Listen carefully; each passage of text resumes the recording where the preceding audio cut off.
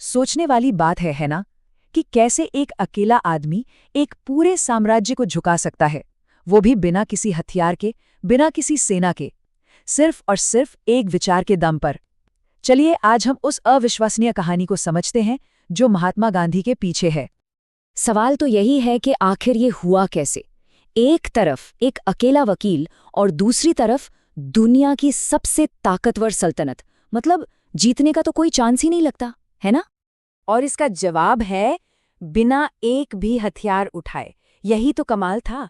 एक सोच, एक आइडिया, अहिंसा का आइडिया, जिसने आगे चलकर पूरी दुनिया को हमेशा के लिए बदल दिया।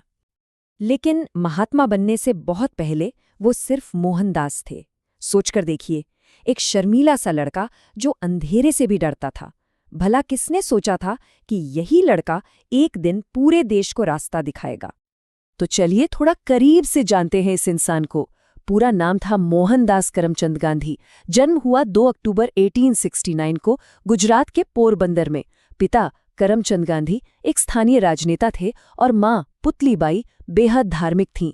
और हाँ, उनकी पत्नी कस्तूरबा, जो उनकी ताकत बनकर पूरी जिंदगी उनके साथ खड़ी रहीं। पर यहाँ कहानी में एक ट्विस्ट है।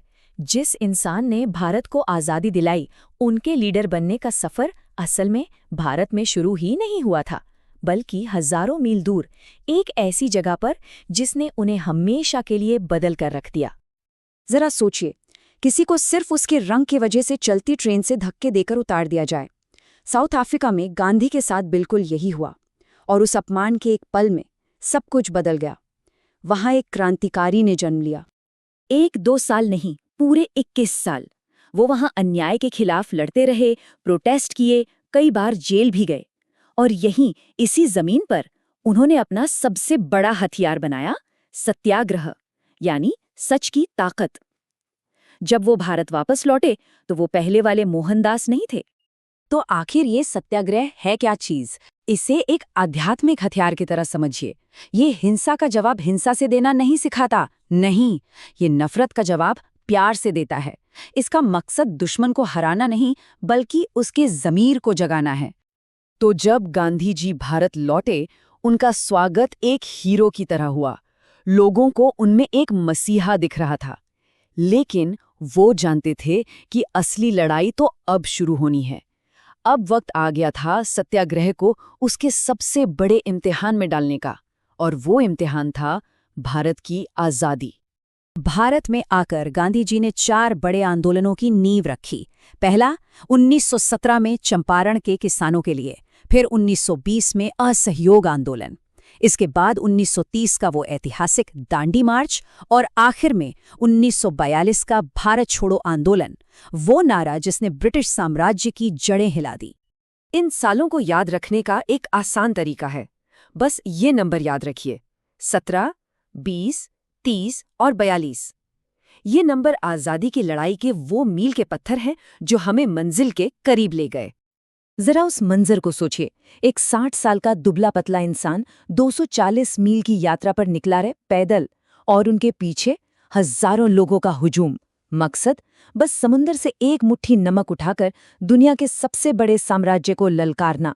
यही था दांडी मार्च, और इस एक घटना ने पूरे देश में आज़ादी की आग लगा दी। लेकिन सवाल ये उठता है कि इतनी ताकत आखिर आती कहाँ से थी इस इंसान में? इन सभी आंदोलनों के पीछे वो कौन सी सोच थी, वो कौन से सिद्धांत थे? गांधी जी के लिए सब कुछ बस 2 चीजों पर टिका था, अहिंसा और सत्य।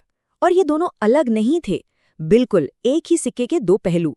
उनका कहना था कि अहिंसा वो रास्ता है जिस पर चलकर सत्य यानी मंजिल तक पहुंचा जा सकता है। और उनका मंत्र था सादा जीवन उच्च विचार। और वो सिर्फ कहते नहीं थे, वो इसे जीते थे। एकदम साधारण कपड़े, सादा खाना, एक मामूली सा घर, क्योंकि उनका मानना था कि असली आज़ादी बाहरी चीजों से नहीं बल्कि अंदर से आती है। सिर्फ एक नेता ही नहीं, गांधी जी एक कमाल के लेखक भी थे। यंग इंडिया, नवजीवन, हरिजन जैसे अखबारों और हिंद स्वराज और सत्य के प्रयोग जैसी किताबों के जरिए उन्होंने अपने विचारों को करोड़ों लोगों तक पहुंचाया, लोगों को सोचने और अपने हक के लिए आवाज उठाने के लिए प्रेरित किया। तो चलिए अब बात करते हैं गांधी जी की विरासत की, उनकी लेगेसी की। आज हम उन्हें कैसे याद रखते हैं? उन्हें 2 बड़े नाम दिए गए।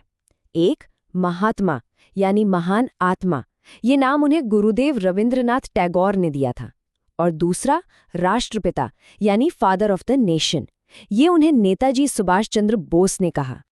कुछ और जरूरी बातें, उनके राजनीतिक गुरु थे गोपाल कृष्ण गोखले। उन्हीं से प्रेरित होकर उन्होंने 1917 में साबरमती आश्रम बनवाया, जो उनके आंदोलन का हेडक्वार्टर बना। और फिर 30 जनवरी 1948 का वो दुखद दिन, जब नाथूराम गोडसे ने उनकी हत्या कर दी। लेकिन उनके विचार आज भी राजघाट पर उनकी समाधि के रूप में जिंदा हैं।